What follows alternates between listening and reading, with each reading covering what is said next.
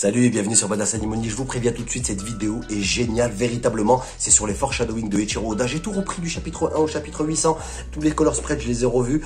Je les ai sélectionnés vraiment avec ceux les plus beaux, avec les meilleurs foreshadowing. Il y en a très certainement que vous connaissez, bien évidemment. Mais c'est sûr qu'il y en a que vous connaissez pas parce que je les ai trouvés moi-même. Vous allez être vraiment surpris. Voilà, l'intro, ça m'évitait de vous mettre des images. Donc vous verrez ma tête que maintenant. Ensuite, c'est que de l'image. Allez, c'est parti. Allez, on commence tout de suite avec du lot. Regardez-moi l'affiche de la couverture du tome 25, je sais, c'est pas un color spread, mais malheureusement j'ai été spoilé sur Twitter, je suis pas censé savoir. Regardez-moi cette affiche, regardez les 4 personnages présents, et pour ceux qui lisent les scans, vous devriez prendre vraiment une claque.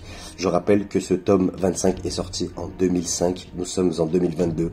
Bravo Eiichiro Oda. Ce color spread a été fait pour le chapitre 28. Je le trouve hyper intéressant parce qu'il va avec la théorie comme quoi Shanks serait un méchant. Je sais que vous aimez pas ça, mais on doit en parler parce que regardez l'attitude de Shanks. C'est lui qui les conduit. Il y a la rumeur comme quoi Shanks, Crocus, Aokiji, Baggy, etc. Toute cette petite équipe, ils aideraient Luffy, Dragon, etc. Ils aideraient Luffy et ses Nakama à arriver au One Piece. Mais Shanks, là, a l'air de les guider, mais il ne semble pas très bien. Il a l'air pensif, il semble faire la gueule. Et il pourrait au moins se tourner pour rire des pitreries des Muddy. Et non, à la place de ça, il semble faire la gueule vraiment. Et il est tout crasseux, tout sale. Et regardez les mains dans le dos qu'il a. On a l'impression qu'il a plein de traces de mains dans le dos. Et on a l'impression en fait que tout le monde est sale. Hein, mais on a l'impression que ça confirme qu'ils ont essayé de l'appeler plusieurs fois, les Muddy, en vain. Il ne sait pas tourner, il ne sait jamais tourner. Regardez, les traces de mains en font preuve. Et Luffy ne porte pas le chapeau de paille. Je trouve ce détail assez important. C'est Shanks, il est revenu sur la tête de Shanks.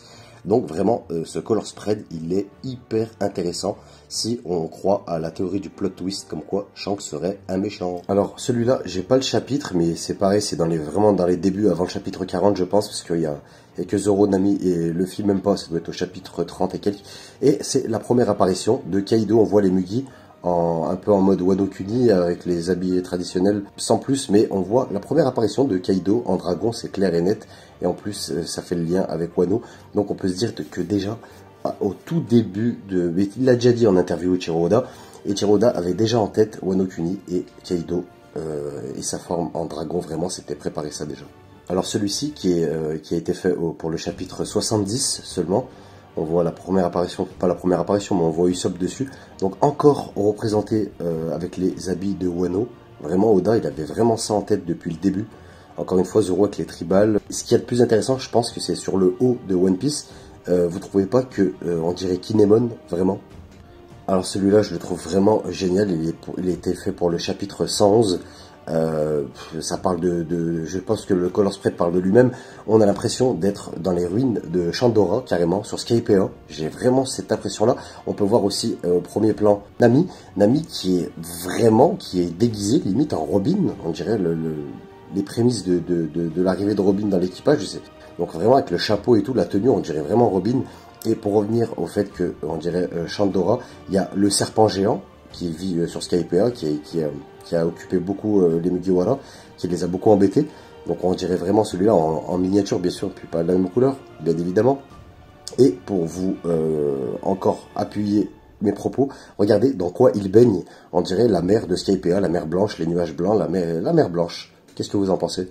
Alors celui-là, c'était pour, j'ai pas le chapitre, mais j'ai kiffé voir Vivi et Nami en tenue orientale. Bon, Vivi, on l'avait déjà vu avec les tatouages au nez. J'ai trouvé ça super de la part de Eiichiro Oda. Je l'avais jamais vu et bon, je l'ai pas pris que pour ça. Regardez en arrière-plan, le lion, la tête de lion, c'est vraiment l'avant, la proue. Je crois que c'est comme ça qu'on dit du Thousand Sunny. Ce color spread, il a été fait pour le chapitre 175 et je l'ai sélectionné parce que je trouve vraiment que Luffy, il a une tenue de Chandien, je sais pas ce que vous en pensez. Bon, il n'y a pas encore... Si, il y a même les tatouages en blanc, ils sont sur son bras gauche, avec le truc sur la tête. Là, on dirait même le chef de Shandora, je viens de capter.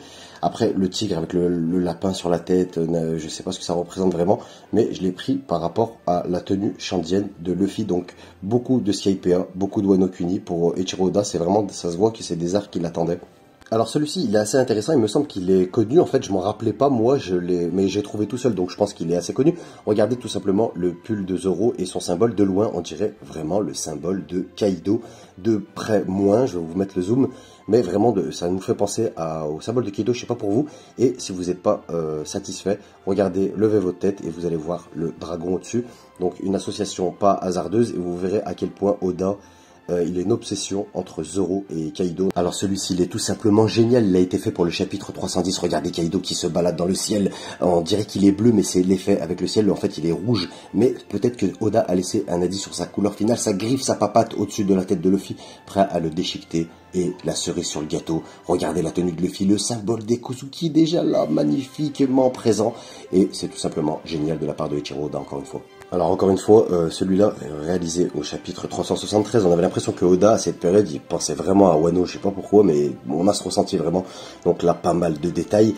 Regardez d'abord le kimono de Zoro.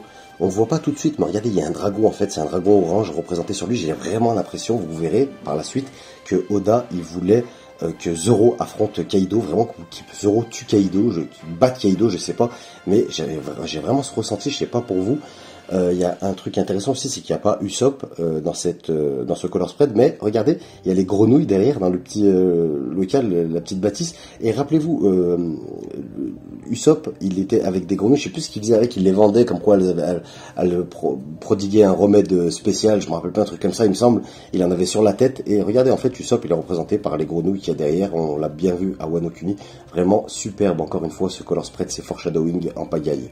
Alors celui-ci qui a été fait pour le chapitre 387, apparemment rien à se mettre sous la dent, mais regardez bien le bouclier que porte Zoro, avec quoi elle se défend, c'est le symbole des Kozuki. Encore une fois, c'est un truc de malade, bien grand, et on voit Zoro avec qui les protège, on sait qu'il va les protéger, déjà c'est un signe, et aussi on peut apercevoir au premier plan Chopper, sur la tenue de Chopper, le dragon, encore une fois, une obsession de la part de Eiichiro Oda, qu'on rappelle que le Wano Kuni a terminé il y a peu de temps et qu'il a duré 4 ans.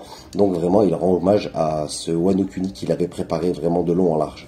Ce color spread, encore une fois, a réalisé pour le chapitre 449 où Kaido apparaît, cette fois-ci de couleur rouge. Nami et Luffy semblent être à l'ouest, et tandis que Zoro le regarde. Il n'y a que Zoro qui est intéressé par Kaido. Bon, on sait que c'est Kaido maintenant. Et encore une fois, j'ai l'impression que Eiichiro Oda voulait que Zoro termine Kaido. Alors ici... pareil, on a l'impression qu'il n'y a rien d'intéressant, mais il a été fait au chapitre 503. J'ai tout simplement l'impression qu'on est dans le monde des Tontata, dans le village des Tontata, les créatures minuscules qu'il y a sur Dressrosa. Je sais pas ce que vous en pensez, on dirait les prémices des Tontata. Alors celui-ci, c'est le plus célèbre, il a été fait pour le chapitre 520. Ce color spread, il est tout simplement génial parce qu'il annonce la mort de Ace. Celui c'est le plus connu, je pense que vous connaissez, mais pour ceux qui savent pas, je vais en reparler un petit peu. Il y a des éléments qui m'ont échappé, peut-être, où je m'en rappelle plus, donc je vais aller à l'essentiel. La tête que Luffy fait, c'est la même que quand Ace meurt. Vraiment, et on voit dans les mains qu'il tire la carte de la mort. Donc bon, c'est Bro qui est représenté, mais voilà, ça veut dire la mort représentée, qu'il va y avoir un mort gros, et la tête à Luffy, qui fait exactement la même lors de la mort de Ace. Donc celui-là, ce color spread pas très joyeux qui a annoncé la mort de Ace, le plus célèbre vraiment, mais je me devais d'en parler. Alors celui-ci il est vraiment particulier, il a été fait pour le chapitre 526, encore une fois, avec les tenues de Wano. On a l'impression qu'on est tout droit sur Wano Kuni, et les dessins sont particuliers, on dirait que c'est un style de dessin traditionnel asiatique, japonais peut-être, mais ça me dit quelque chose en tout cas. On voit Luffy au milieu d'un tigre et d'un dragon qui est représenté par Kaido, c'est certain. Le tigre, je ne sais pas par qui, peut-être Big Mom, peut-être Zoro, je sais pas. Mais regardez la tronche à Zoro, et je sais pas pour vous, on dirait qu'il va faire le seppuku, je sais pas pourquoi je pensais à ça, et je la trouvais vraiment intéressante. Encore une fois, cette projection sur Wano Kuni, vraiment une obsession de la part de Oda. J'ai dû arrêter parce que la vidéo était trop longue, j'en ai encore plein en stock des foreshadowing, donc si ça te plaît, il y aura une partie 2 bien évidemment. N'hésite pas à me le dire, n'hésite pas à commenter, à rajouter des détails sur ce que j'ai oublié, hein. Comme d'habitude, les experts de One Piece, je vous attends. N'hésite pas à me dire si ça t'a plu aussi, si ça t'a déplu. Bref, comme d'habitude, tu commentes et on se retrouve bientôt. A plus, salut et ciao. Badass anime only.